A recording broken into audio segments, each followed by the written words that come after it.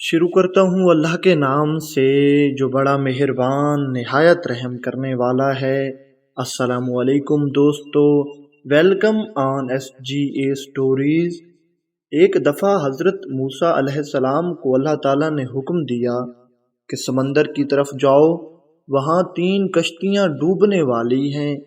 حضرت موسیٰ علیہ السلام فوری حکم الہی کی تعمیل کرتے ہوئے سمندر کی جانب چل دیے۔ ساحل پرسکون تھا۔ بہت دور سے ایک کشتی آتی ہوئی دکھائی دی جو آہستہ آہستہ ساحل کی طرف بڑھ رہی تھی۔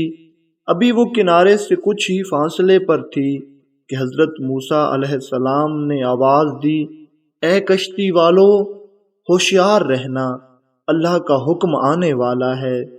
انہوں نے جواب دیا، آپ جانتے ہیں کہ اللہ کے حکم کو کوئی نہیں ٹال سکتا، ہم تو اس کے بندے ہیں جو حکم الہی کے پابند ہیں۔ کشتی والے ابھی یہ بات کہہ ہی رہے تھے کہ اچانک ایک موج اٹھی اور کشتی ڈولنے لگی۔ سوار اپنے آپ کو بچانے کی کوشش کرنے لگے۔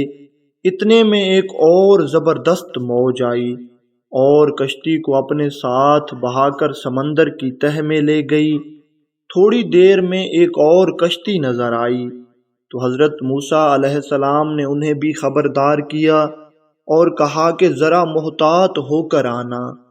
انہوں نے بھی پہلے والوں کی طرح جواب دیا، جو کچھ ہونا ہے ہو کر رہے گا، اور کشتی کو کنارے کی طرف لاتے رہے، یہاں تک کہ ساحل کے قریب آتے آتے یہ کشتی بھی ڈوب گئی۔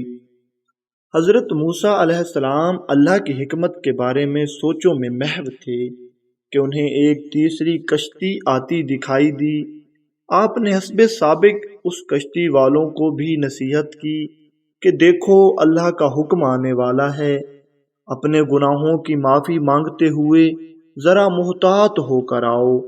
انہوں نے جواب میں کہا کہ اے اللہ کے نبی، جس طرح آپ سچے ہیں اس طرح اللہ کا حکم بھی اٹل ہے، اسے کوئی نہیں بدل سکتا، لیکن اللہ کی رحمت بھی تو ہے، ہم اس کی رحمت سے کیوں مایوس ہوں، لہٰذا ہم اللہ کی رحمت پر بھروسہ کر کے آ رہے ہیں۔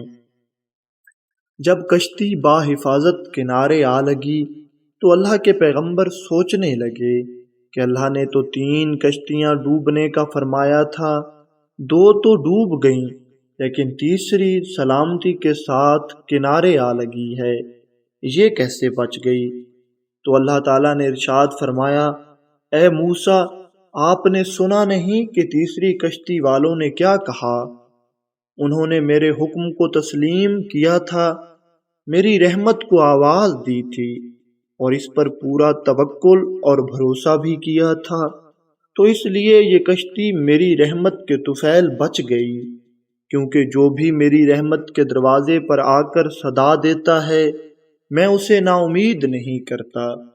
حدیث میں ہے کہ جب اللہ تعالیٰ نے مخلوقات کو پیدا فرمایا تو عرش الہی پر لکھ دیا، میری رحمت میرے غضب پر غالب ہے۔